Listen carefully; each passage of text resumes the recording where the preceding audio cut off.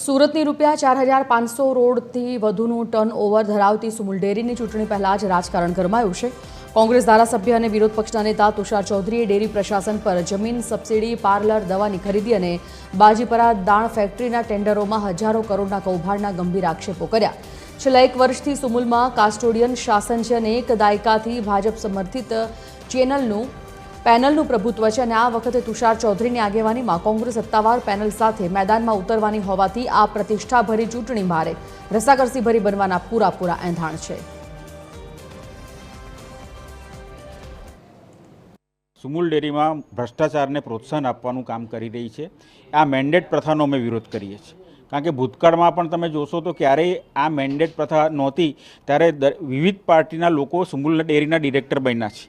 ઘણીવાર તો એવા પણ દાખલા બન્યા છે કે પ્રમુખ એક પક્ષનો હોય અને ઉપપ્રમુખ બીજા પક્ષનો હોય, કારણ કે ત્યાં રાજકારણ એમાં આવતું નહોતું।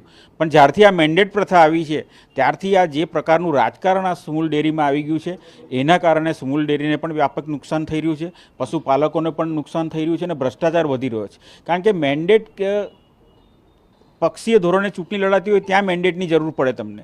તાલુકા પંચાયત હોય, જિલ્લા પંચાયત હોય, નગરપાલિકા હોય, મહાનગરપાલિકા હોય, વિધાનસભા હોય, લોકસભા હોય, તેમાં તમે પાર્ટીના સિમ્બોલ પર લડવા માગતા હો તો મેન્ડેટની જરૂર પડે। આ તો સહકારી સંસ્થા છે, તો સહકારી સંસ્થા એ કોઈ ભાજપની પેઢી નથી કે એમાં એ લોકો મેન્ડેટ આપે।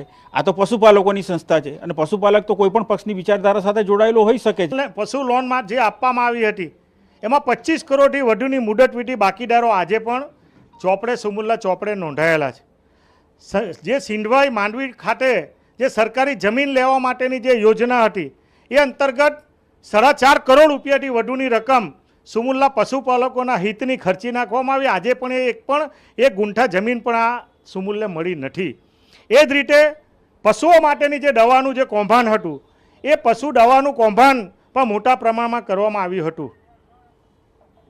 પશુદાનની જે ફેક્ટરી હતી એના માટેનો જે ખર્ચ અને રાજ્ય સરકારે 20 કરોડથી વધુની સબસિડી આપી હતી, એના ઉદ્ઘાટન પાછળ ₹17 કરોડ ખર્ચીને અને એનો જે પ્રોજેક્ટ રિપોર્ટ હતો એ ફક્ત ₹37 કરોડ હતો। એમાં ₹133 કરોડ વધારે ખર્ચ કરીને પશુપાલકોના હિતની સાથે મોટા પ્રમાણમાં એવો ગંભીર રીતે એ કલમ 86માં એ રિપોર્ટ આજે પણ ટેબલ પર પડેલો છે।